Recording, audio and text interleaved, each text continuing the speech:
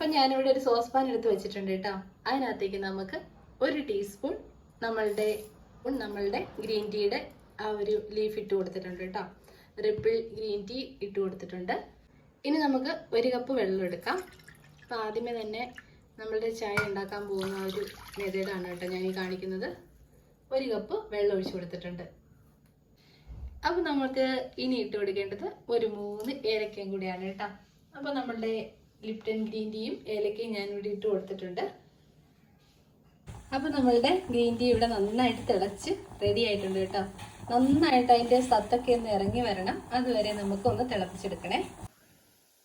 ഇനി നമുക്ക് ഈ ഗ്രീൻ ടീ ഒന്ന് അരിച്ചെടുക്കാം കേട്ടോ.